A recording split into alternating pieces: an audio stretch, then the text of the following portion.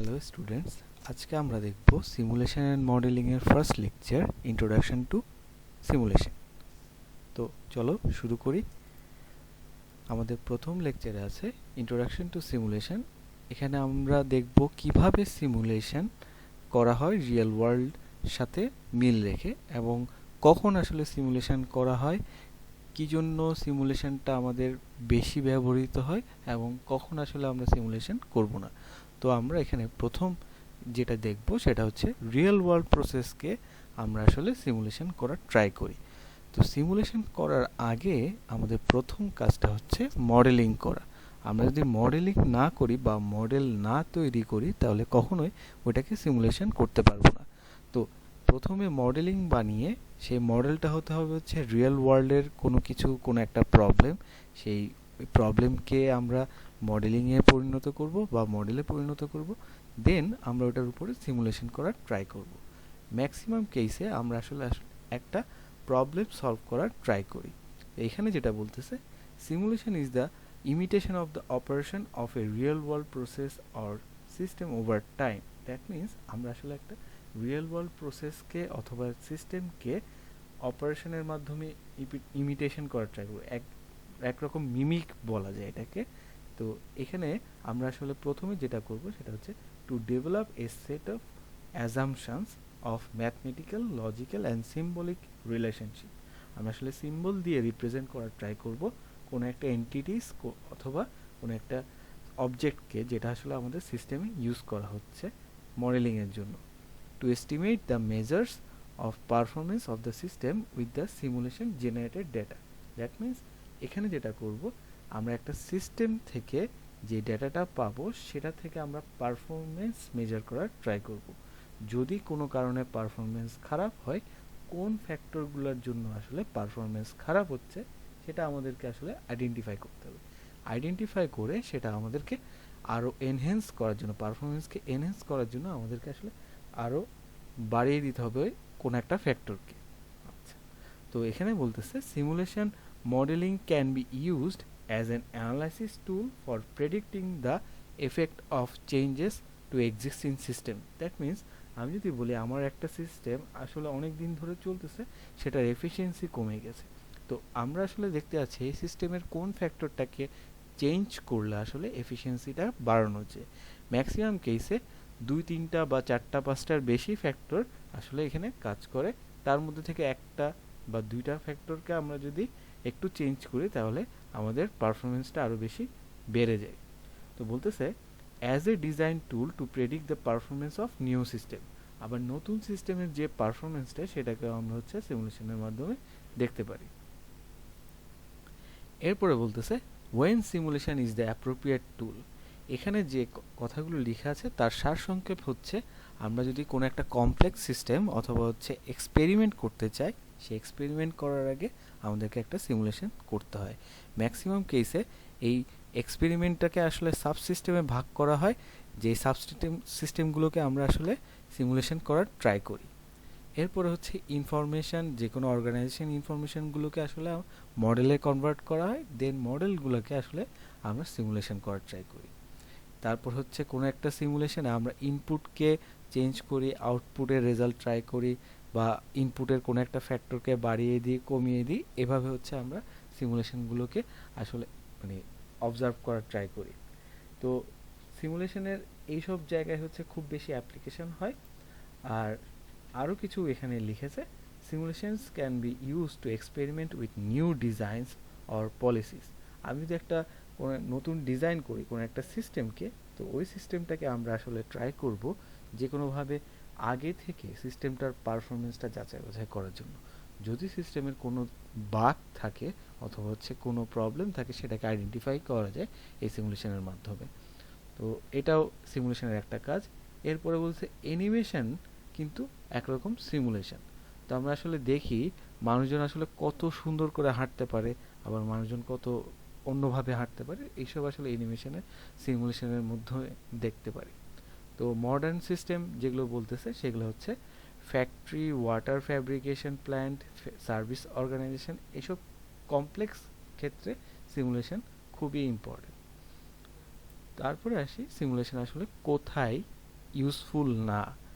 যেসব জায়গায় হচ্ছে কমন সেন্স দিয়ে সিমুলেশনে কোনো একটা প্রবলেম সলভ করা যায় সেসব ক্ষেত্রে সিমুলেশন ইউজ করা যাবে না। এরপরে হচ্ছে যে প্রবলেমটা অ্যানালিটিক্যালি খুবই ইজিলি সলভ করা যায় সেটাকেও আমরা সিমুলেশন ইউজ করব না। তারপর হচ্ছে আমরা যদি একটা এক্সপেরিমেন্টকে ডিরেক্ট করতে পারি সেটার জন্য আমরা কেন সিমুলেশন করব? দ্যাট মিনস আমরা যদি বলি একটা কেমিক্যাল রিয়াকশন আমার 1 মিনিটে হয়ে যাবে, সেই কেমিক্যাল রিয়াকশনকে আমার সিমুলেশন দরকার আছে? না। কারণ হচ্ছে আমরা ওই সিমুলেশনের মাধ্যমে যে রেজাল্টটা পাবো সেটা আমার 1 মিনিটের মধ্যেই একই রেজাল্টটা পেয়ে যাচ্ছি ডিরেক্ট এক্সপেরিমেন্টের মাধ্যমে। আর আরেকটা জিনিস এখানে বলেছে when the simulation cost exceed the savings, যদি কোনো কারণে আমাদের সিমুলেশনের কস্ট নর্মাল যে এক্সপেরিমেন্টটা করতেছি সেটা চাইতে বেড়ে যায় তখন আর আমরা আসলে সিমুলেশন করতে পারবো না।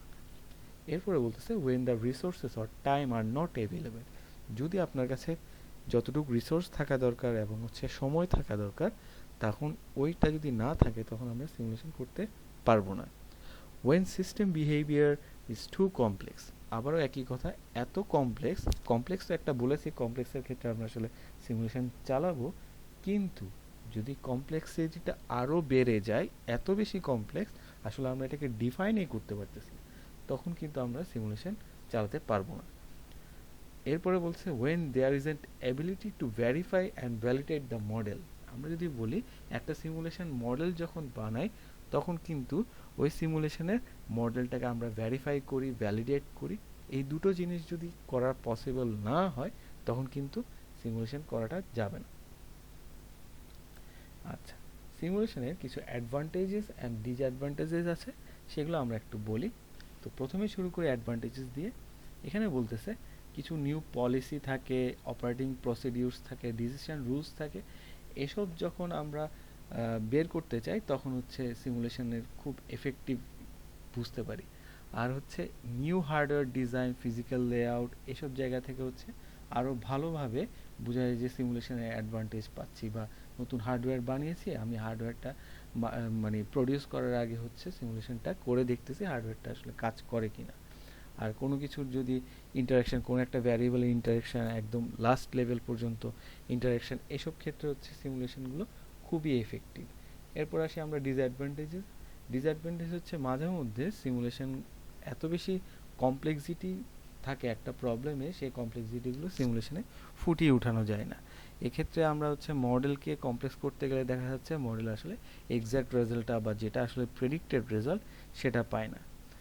কিছু কিছু ক্ষেত্রে অ্যানালিটিক্যাল সলিউশনগুলো আসলে অনেক বেশি কমপ্লেক্স হয়ে যায়, যেটা আসলে কম্পিউটারের পক্ষেও মানে সম্ভব হয় না যে রেজাল্টটাকে জেনারেট করতে। তো এই হচ্ছে আমাদের সিমুলেশনের অ্যাডভান্টেজ, ডিসঅ্যাডভান্টেজেস। এরপর হচ্ছে সিমুলেশনের অ্যাপ্লিকেশন। তো অ্যাপ্লিকেশনে ফার্স্টেই দিয়েছে হচ্ছে ম্যানুফ্যাকচারিং অ্যাপ্লিকেশন। যত রকম ম্যানুফ্যাকচারিং হয়, ইভেন আমরা যদি বলি এই সিমেন্ট ফ্যাক্টরি বলেন, গার্মেন্টস ফ্যাক্টরি বলেন, ইভেন টিভি, ফ্রিজ, সব কিছুর ম্যানুফ্যাকচারিংয়ে আমরা সিমুলেশন ইউজ করি। তারপর হচ্ছে সেমিকন্ডাক্টর ম্যানুফ্যাকচারিং। এরপরে দিয়েছে হচ্ছে কনস্ট্রাকশন ইঞ্জিনিয়ারিং, যে কোনো কিছু কনস্ট্রাকশন করতেছে, আমরা যদি বলি এই যে পদ্মার ব্রিজ হচ্ছে, পদ্মার ব্রিজটা আমরা আগে হচ্ছে একটা সিমুলেশনের মাধ্যমে দেখে নিয়েছি কোন কোন জায়গায় আসলে পিলার বসবে, তারপর হচ্ছে কোথায় স্প্যান বসবে, কত ডিগ্রি অ্যাঙ্গেলে বসবে, সব কিছু হচ্ছে আমরা সিমুলেশন করে আগে থেকে বুঝে নিয়েছি। তারপর হচ্ছে মিলিটারি অ্যাপ্লিকেশন, যেমন একটা মিসাইল যদি ছাড়ে সেই মিসাইলটা কতটুক দূরে গিয়ে পড়তে পারে সেটা আসলে সিমুলেশনের মাধ্যমে এখানে বোঝা যায়। এই জিনিসগুলো আসলে খুবই ইম্পর্টেন্ট। তারপর হচ্ছে এরিয়াস অফ অ্যাপ্লিকেশন, আর একটা দিয়েছে logistics, transportation and distribution application. আমরা একটা ট্রান্সপোর্ট জিনিস পাঠালাম, সেই জিনিসটা কতদিন পরে পেলে আপনার কত সুবিধা হতে পারে, দেরি করলে কি হতে পারে, এই জিনিসগুলো নিয়েও আসলে সিমুলেশন করা যায়। এরপরে আমাদের লাস্ট যেটা, সেটা হচ্ছে বিজনেস প্রসেস সিমুলেশন আর হিউম্যান সিস্টেম। আমরা যদি একটা বিজনেস করতেছি, সেই বিজনেসের একটা পারপাস হচ্ছে আমরা একটা নির্দিষ্ট সংখ্যক প্রোডাক্ট একজন কাস্টমারকে বুঝিয়ে দিব, সেই কাস্টমারটার যে ডেডলাইন সেটার পরে যদি আমরা পার হয়ে যায় তখন কি কি প্রবলেম হতে পারে, আর প্রোডাক্টটা যদি কোনো কারণে ডিফেক্টেড হয় তখন কি কি হতে পারে, এইসব জিনিস আসলে বিজনেস প্রসেসে সিমুলেশনের কাজে লাগে। আর হিউম্যান হচ্ছে হিউম্যানের বডির মধ্যে কি কি প্রবলেম হয়, তারপর হচ্ছে মানুষ জনিত যদি কোনো মানুষ ট্রাফিকে আটকে যায়, তারপর হচ্ছে মানুষ যদি অসুস্থ হয়ে যায়, কি কি প্রবলেম হতে পারে সেগুলো হচ্ছে সিমুলেশনের মাধ্যমে আমরা দেখতে পারি। তো আজকে এইটুকুই। সবাই ভালো থাকুন। আল্লাহ হাফেজ।